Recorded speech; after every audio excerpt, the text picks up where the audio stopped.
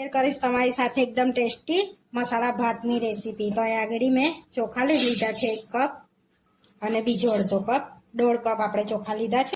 મેં આગળ નોર્મલ ચોખા લીધા છે, નહીં બાસમતી નહીં લીધા। હવે આપણે એને ધોઈ લઈશું। અહીંયા 4-5 પાણીએ ધોવાના છે આપણે ચોખા।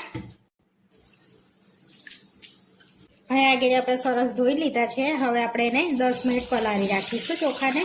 10 મિનિટ આપણા ચોખા પલળે છે ત્યાં સુધી આપણે મસાલો કરી લઈશું ભાતનો। કુકરમાં આપણે તેલ એડ કરીશું।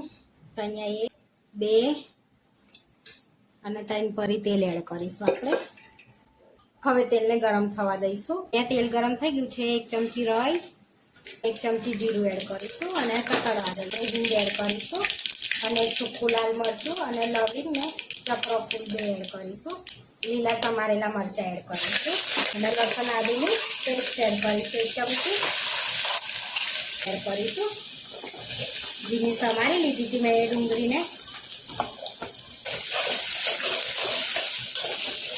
એમાં 1 બટાકો સમારેલો એડ કરીશું। એમાં વેજીટેબલ એડ કરીશું બીજા। તો અહીંયા કોબીને મેં સમારીને ધોઈ લીધું હતું, કેપ્સિકમ અને ગાજર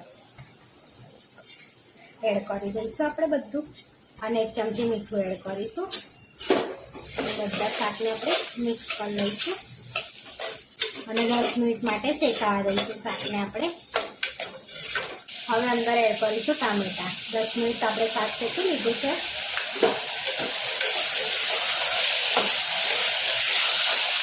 હવે બીજા મસાલા કરીશું આપણે અંદર। એમાં 1 ચમચી આપણે કાશ્મીરી લાલ મરચું એડ કરીશું, ચપટી હળદર, 1 ચમચી તીખું મરચું, 1 ચમચી ગરમ મસાલો, 1 ચમચી કિચન કિંગ મસાલો। હવે મિક્સ કરી લઈશું। મીઠું આપણે પછી એડ કરીશું, પાણી એડ કર્યા પછી। હવે એમાં આપણે પલાળેલા ચોખા એડ કરીશું।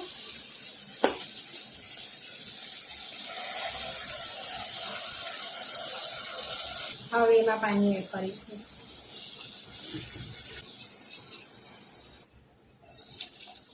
તો અહીંયા મેં 3 કપ પાણી એડ કર્યું છે અને હવે મિક્સ કરી લઈશું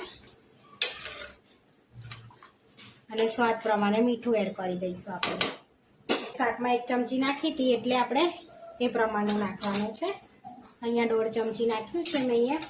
પછી ટેસ્ટ કરીને આપણે ફરી ઉમેરી શકાશે મરચું, મીઠું। હવે આપણે થોડાક ધાણા એડ કરીશું અને થોડાક એડ કરીશું। હવે આપણે મિક્સ કરી લઈશું એને અને 3 વિસલ કરી લઈશું। આપણે એને 3 વિસલ વગાડી લઈશું। અહીંયા આપણે 3 વિસલ કરી લીધી છે। હવે ચેક કરી લઈશું। કઈ મસાલા ભાત એકદમ છૂટો છૂટો અને સરસ થયો છે। હવે આપણે સર્વ કરી લઈશું। સાથે આપણે દહીં લઈ લઈશું અને તરેલા મરચાં લઈશું। આપણો એકદમ ટેસ્ટી મસાલા ભાત બનીને રેડી થઈ ગયો છે। આવા વિડીયો જોવા માટે મારી ચેનલને સબસ્ક્રાઈબ કરો, લાઈક કરો અને શેર કરો અને તમે જરૂરથી ટ્રાય કરો। ફરી મળીશું નવા વિડીયોમાં।